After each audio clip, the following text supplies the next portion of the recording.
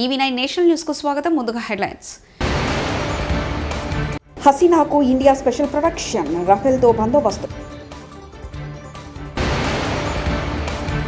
శ్రీ కనకపుట్లమ్మ ఆలయంలో మంత్రి నారా లోకేష్ ప్రత్యేక పూజలు. జగన్ పీఎం స్థాయి భద్రత కుదరదు, మంత్రి కొల్లు రవీంద్ర. ఏ తప్పు జరగకుండా అతి త్వరలో మహిళలకు ఉచిత బస్సు ప్రయాణం, మంత్రి రామ్ ప్రసాద్. బంగ్లాదేశ్లో అల్లకల్లోల పరిస్థితులు ఏర్పడిన నేపథ్యంలో ఆ దేశ ప్రధాని హసీనా రాజీనామా చేసిన విషయం తెలిసిందే. బంగ్లాదేశ్ ప్రభుత్వంపై పెద్ద ఎత్తున నిరసనలు వెలువెత్తడంతో ప్రధాని పదవికి హసీనా సోమవారం రాజీనామా చేశారు.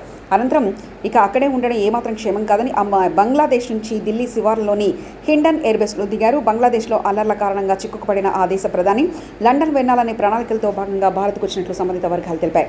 ఆమెకు ప్రాణహాని ఉన్న నేపథ్యంలో బంగ్లాదేశ్ వైమానిక దళానికి చెందిన C-130Z సైనిక రవాణా విమానంలో సోమవారం సాయంత్రం గజియాబాద్లోని హిండన్ వద్ద దిగారు. మరోవైపు షేక్ హసీనా భారత్కు వస్తున్నారని తెలుసుకున్న మన భద్రతా బలగాలు గగనతలంపై నిఘా వేశాయి.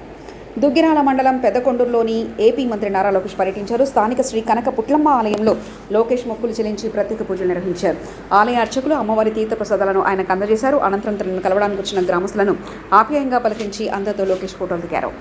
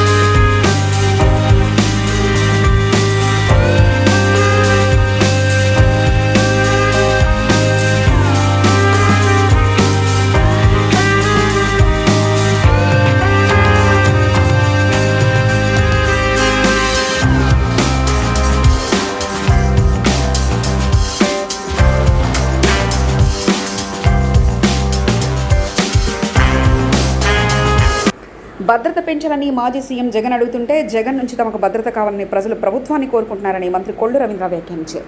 పులివెందుల ఎమ్మెల్యేకు సీఎం తరహా సెక్యూరిటీ, సీఎం తరహా భద్రత ఉండదనే విషయం జగన్ తెలుసుకోవాలని హితో పలికారు. 5 ఏళ్లు రాష్ట్రాన్ని జగన్ అండ్ కో చంద్రబాబు చేసే అభివృద్ధిని చూసి తట్టుకోలేకపోతున్నారని మండిపడ్డారు. రెడ్ బుక్ పేరు వింటేనే వైకాపా నేతలు వణికిపోతున్నారని కొల్లు రవీంద్ర విమర్శించారు. మీరు చేసిన పాపాలకి ఏ రెడ్ బుక్ అవసరంలా, మొత్తం కూడా రికార్డ్ అయి ఉన్నాయి. పోలీస్ అధికారుల దగ్గర మొత్తం ఉన్నాయి. మీరు ఎక్కడ దాక్కున్నా ఎత్తుకు రావడానికి సిద్ధంగా ఉన్నారు. ఈ రాష్ట్రాన్ని ఒక సక్రమైన మార్గంలో నడిపించాలని చంద్రబాబు నాయుడు గారు ఆలోచన చేస్తూ చట్ట ప్రకారం తీసుకోవాల్సినటువంటి కార్యక్రమాలు చేస్తూ ఇవాళ అధికారులందరూ కూడా అప్రమత్తం చేస్తూ ఇవాళ ప్రజలకు ఇచ్చినటువంటి హామీలు నిలబెట్టుకుంటూ నడుస్తుంది ఇవాళ ఈ కూటమి ప్రభుత్వం. ఇవాళ సెక్యూరిటీ కావాలని చెప్పి మాట్లాడుతూ ఉన్నావు జగన్మోహన్ రెడ్డి గారు. నీకు సెక్యూరిటీ కాదు, ప్రజలకు సెక్యూరిటీ కావాలి. నీ నుంచి నువ్వు చేసినటువంటి పాపాలు నువ్వు ఎంటర్ అయితే భయపడిపోతున్నారు ఇవాళ ప్రజలు. మళ్ళీ ఎక్కడ ఈ రాష్ట్రం భ్రష్టు పట్టిపోద్దా అని చెప్పి భయపడతా ఉన్నారు. ఇవాళ నువ్వు ఆంధ్ర రాష్ట్రం రావాలంటే ఎవరో ఒకరు చనిపోవాలి. ఎక్కడో చోట శవం ఉండి గద్దలాగా వచ్చి వాడడానికి సిద్ధంగా ఉన్నాడు జగన్మోహన్ రెడ్డి. ఇవాళ సెక్యూరిటీ ఇచ్చే విషయంలో, ప్రజాస్వామ్యబద్ధంగా నడిపే పాలన విషయంలో చంద్రబాబు నాయుడు గారు చాలా క్లారిటీతో ఉన్నారు. ఎప్పుడు కూడా ప్రజాస్వామ్య విలువలకి, డెమోక్రసీకి దాటి ఎప్పుడు కూడా ఆయన పరిధి దాటి ఎప్పుడు ప్రవర్తించలే. ఇవాళ దీనికి ఒక కమిటీ ఉంది. మీకు సెక్యూరిటీకి సంబంధించినటువంటి కమిటీ ఆదేశాల ప్రకారం చేస్తారు తప్ప మీరేదో సీఎం సెక్యూరిటీ కావాలి, పీఎం సెక్యూరిటీ కావాలంటే ఇవాళ అది సాధ్యం కాదనే విషయాన్ని కూడా మాజీ ముఖ్యమంత్రి జగన్మోహన్ రెడ్డి గుర్తుపెట్టుకోవాలి. ఇవాళ ఎక్కడో ఉన్నాయని చెప్పి ఊహించుకుంటా ఉన్నాడు ఆయన. ఇవాళ నిన్న కలెక్టర్స్ కాన్ఫరెన్స్ జరిగితే ఈ వైఎస్ఆర్ పార్టీ నాయకులకి మా బందరోడు ఉన్నాడు, బందర పిచ్చోడు, ఏం మాట్లాడతాడో తెలియదు. రక్త కన్నీరే. సినిమాలో చూసేవాళ్ళం, నాగభూషణ్ రక్త కన్నీరు నాగభూషణ్ లాగా పేరు నాని గారు వాళ్తూ ఉంటాడు. కలెక్టర్ కాన్ఫరెన్స్లో చంద్రబాబు నాయుడు గారు చెప్పింది ఏంటి? ఒక చక్కటి గవర్నెన్స్ అందించాలా, అటు అడ్మినిస్ట్రేషన్ సక్రమంగా నడవాలా, మేము ప్రజలకి పొలిటికల్ గవర్నెన్స్ ఇవ్వాలా. ఒక రాజకీయ నాయకుడు చేసేది ఏంది? ఒక ప్రజాప్రతినిధి ప్రజలకి తగిన విధంగా వాళ్ళు ఇచ్చినటువంటి సమస్యలను పరిష్కారం చేయడం కోసం చట్టాలు చేసే దాంట్లో ఆ చట్టాలను సక్రమంగా అమలు చేసే దాంట్లో అధికారులకి కలిసి సమన్వయంతో ముందుకెళ్లాలని చంద్రబాబు నాయుడు గారు నిన్న చెప్తే దానికోసం ఒక వాట్సాప్ గ్రూపులు క్రియేట్ చేసుకోండి. ఆ వాట్సాప్ గ్రూపుల్లో ఎందుకంటే ఇప్పుడు ఆల్రెడీ మేము మంత్రులుగా వాట్సాప్ గ్రూపులు ఉన్నాయి. ముఖ్యమంత్రి గారు జరిగిన విషయాలన్నీ కూడా ఎప్పటికప్పుడు గ్రూప్లో మేము పెట్టుకుంటాం. దాని మీద ముఖ్యమంత్రి గారు వెంటనే స్పందిస్తూ ఉంటారు. ఈ రకంగా అధికారులందరూ కూడా ఒక వాట్సాప్ గ్రూప్ క్రియేట్ చేసుకుని ప్రజలకి చేరువగా పరిపాలన చేయమని చెప్తే ఇవాళ దాన్ని కూడా వక్రీకరిస్తూ అసలు వీళ్ళకి ఆలోచన లేవు. వీళ్ళకి ఎంతసేపు అంటే వక్రబుద్ధి. వాళ్ళకిలాగా వాట్సాప్ గ్రూపుల్ని ఏ రకంగా వాళ్ళు వాడుకుంటారో గత ప్రభుత్వంలో చూసాం కదా. ఆయన ఒక ఎంపీ గారు ఏ రకంగా దాన్ని వాడారో చూసాం. వాటి కోసం అనుకుంటున్నారు వీళ్ళు. ఇవాళ ముఖ్యమంత్రి గారు చెప్పింది ఇవాళ పెద్ద సంస్థలే వాళ్ళకు ఉన్నటువంటి మొత్తం ఎంప్లాయీస్ని ఆ గ్రూపుల్లో పెట్టుకుని అందరూ కూడా అప్రమత్తం చేసుకుంటూ ముందుకెళ్ళేది. రేపు గవర్నెన్స్ ప్రజలకు ఇచ్చే విషయంలో కూడా గ్రూప్స్ క్రియేట్ చేసుకోమని చెప్పిన దానికి తప్పుదారి పట్టిస్తూ ఉన్నారు. మేము పొలిటికల్ గవర్నెన్స్ ఇవ్వబోతా ఉన్నాం. ప్రజలకి కావాల్సినటువంటి పరిపాలన అందించడానికి మేము సిద్ధంగా ఉన్నాం ఇవాళ. ఎందుకంటే ప్రజా సమస్యలు తెలుసుకోగలిగింది ప్రజాప్రతినిధులకు తెలుస్తుంది. గ్రౌండ్ లెవెల్లో వాళ్ళు ఉంటారు. కొన్ని అధికారుల దృష్టికి వెళ్ళే సమస్యలు ఉండవు. అప్పుడు ఆ సమస్యలు వారి దృష్టికి తీసుకెళ్ళి వాటిని పరిష్కారం చేసే దాంట్లో ప్రజాప్రతినిధులు కీలక పాత్ర తీసుకుంటారు. దాన్ని కూడా మీరు వక్రీకరిస్తూ ఉన్నారు. మీకులాగా భయపెట్టి నిజంగా అధికారులు కూడా స్వేచ్ఛగా లేరు. నాగార్జున సాగర్ జలాశయం క్రస్ట్ గేట్లు ఎత్తడంతో అక్కడ పర్యాటకుల తాకిడి పెరిగింది. సాగర్ అందాలు చూసేందుకు సందర్శకులు భారీగా తరలి వస్తున్నారు. ఈ నేపథ్యంలో ట్రాఫిక్ జామ్ తలెత్తకుండా పోలీసులు ముందస్తు చర్యలు తీసుకున్నారు. సాగర్ జలాశయం గేట్ల ద్వారా కృష్ణమ్మ పరవళ్లు చూస్తూ పర్యాటకులు ముగ్ధులవుతున్నారు. సాగర్ అందాలను తమ కెమెరాలో బంధిస్తున్నారు. వాతావరణం కూడా ఆహ్లాదకరంగా ఉందని పర్యాటకులు సంతోషాన్ని వ్యక్తం చేస్తున్నారు.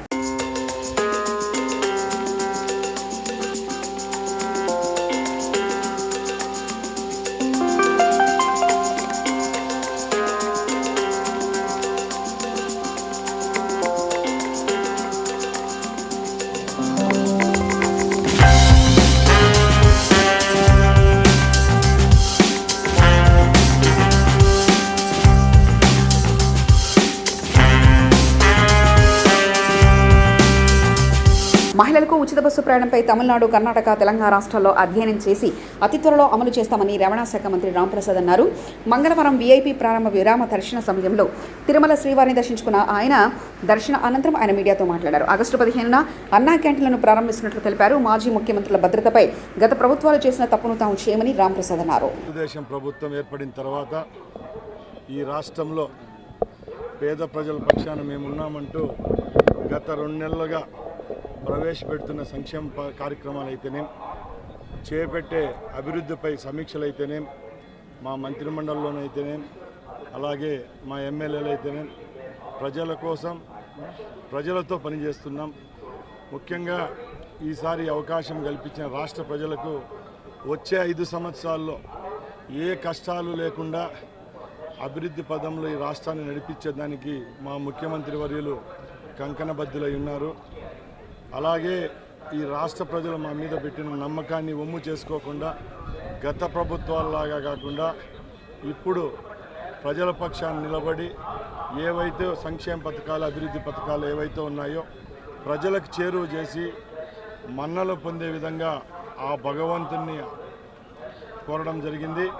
అలాగే ఈ రాష్ట్రాన్ని అభివృద్ధి పయంలో నడిపిస్తున్న ముఖ్యమంత్రి గారికి నిండు 100 ఏళ్ళు ఆయుష్ ప్రసాదించాలని వెంకటేశ్వర స్వామిని ప్రార్థిస్తూ సెలవు తీసుకుంటారు. ఇప్పుడు ఆగస్టు 15వ తారీఖున పేద ప్రజలు ఎవరైతే ఈ రాష్ట్రంలో ఉన్నారో వాళ్ళందరికీ కడుపు నిండా అన్నం పెట్టే పథకం ఏదైతే ఉందో ఎన్టీఆర్ క్యాంటీన్ను మరొకసారి ప్రారంభించేదానికి మా ప్రభుత్వం సిద్ధంగా ఉంది.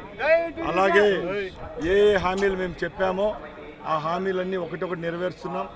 దానిలో భాగంగానే ఈరోజు నేను రవాణా శాఖ మంత్రి రాష్ట్రానికి ముఖ్యంగా ఉచితలకు బస్సు ప్రయాణం అనేది పక్కల రాష్ట్రాలైన తెలంగాణ, తమిళనాడు, కర్ణాటకలో ఇస్తున్నారు ఇప్పుడున్న ప్రభుత్వాలు. మన రాష్ట్రంలో అది ప్రవేశపెట్టే రోజుకి ఎక్కడ 1% కూడా తప్పు జరగకుండా ఆ రాష్ట్రాల్లో పర్యటించి ఏ విధమైన మార్పులు చేర్పులు చేయాలో మా అధికారులు అయితేనే మేమైతే ప్రయత్నిస్తున్నాం. అతి త్వరలోనే ఇంత విజయానికి కారులైన మన రాష్ట్ర మహిళామూర్తులందరికీ ఈ ఉచిత ప్రయాణాన్ని అతి త్వరలోనే ఈ రాష్ట్రంలో తీసుకొస్తున్నాం. సార్ ఇది ఎవరైనా చూస్తే నవ్వుతారండి. నేను కూడా నిన్న సోషల్ మీడియాలో ఈరోజు చూడడం జరిగింది.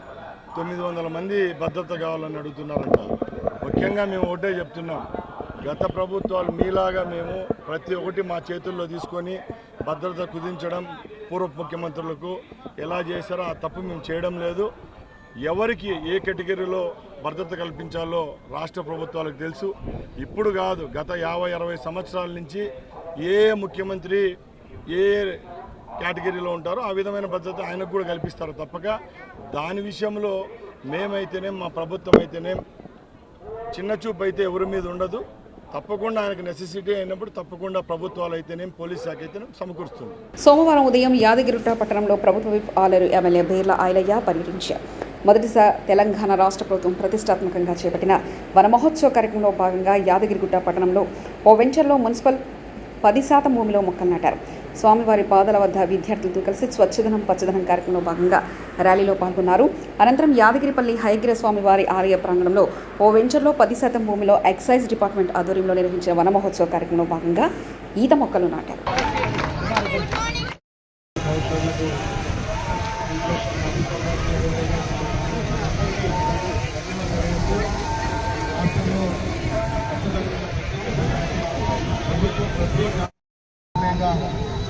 మన నుంచి కార్బన్ డైఆక్సైడ్ తీసుకొని మన సహజ వాయువు ఆక్సిజన్ తీసుకున్నటువంటి చెట్లను పెంపొందిస్తే అంటే అది మనకు ఎన్నో రకాల ప్రతిరోధంతో పాటు ఆక్సిజన్ కూడా అందిస్తుంది. కాబట్టి ఈ కార్యక్రమంలో ప్రతి ఒక్కరూ విధిగా తమ వంతు బాధ్యతగా చెట్లు నాటాలి. దీనికి ప్రభుత్వం అన్ని విధాలా సహకరించి ఈ వన మహోత్సవం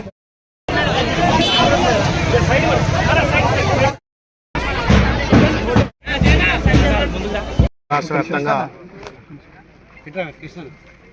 రాష్ట్ర ప్రభుత్వం తీసుకున్న పచ్చదనం కార్యక్రమంలో చెట్లు నాటడమే కాదు, ఇవాళ విద్యార్థులతో ర్యాలీ నిర్వహించి ప్రతి ఒక్కరికి చెట్లు నాటే కార్యక్రమంలో అవగాహన పెంచి ఆ చెట్ల ద్వారా వాతావరణ కాలుష్యం లేకుండా ఆక్సిజన్ ఎక్కువ వచ్చి పంటలు వర్షాలు ఎక్కువ పడి సమృద్ధిగా పంటలు పండుతాయి. కాబట్టి ప్రతి మానవుడు ప్రతి జీవి కూడా తన కర్తవ్యంగా ఒక చెట్టు నాటలనే కార్యక్రమం ఇవాళ తెలంగాణ ప్రభుత్వం ప్రతిష్టాత్మకంగా తీసుకొని ఈ వారం రోజుల పాటు అవగాహన సదస్సుల ద్వారా ర్యాలీల ద్వారా కూడా ప్రతి ఇంటికి అవగాహన కల్పించి ప్రతి ఒక్కరూ బాధ్యతగా చెట్టు నాటితే దాని నుంచి వచ్చే ఆక్సిజన్ కానీ ఇలా గాలి వెలుతురు అన్నీ కూడా సమపాలలో ఉంటాయి.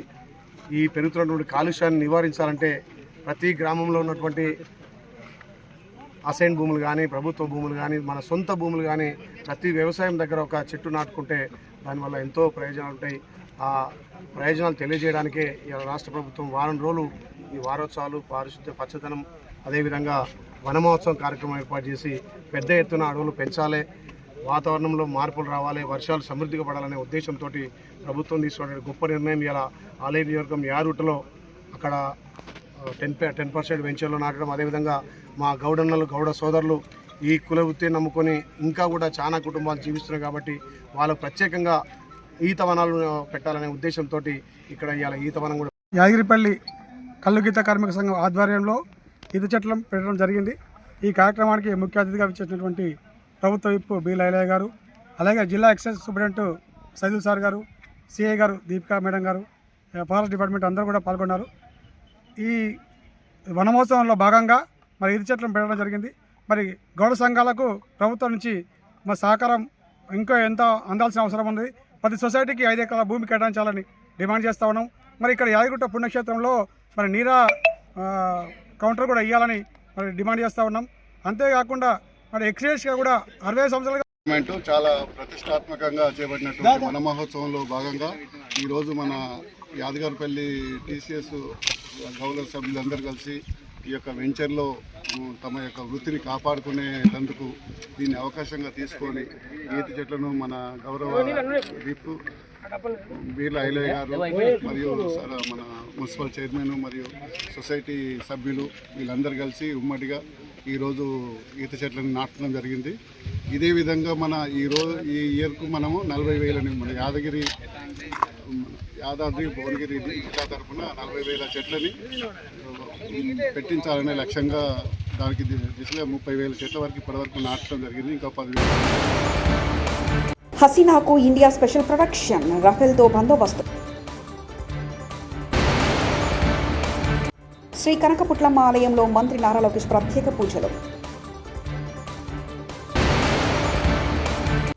జగన్ పీఎం స్థాయి భద్రత కుదరదు, మంత్రి కొల్లు రవీంద్ర.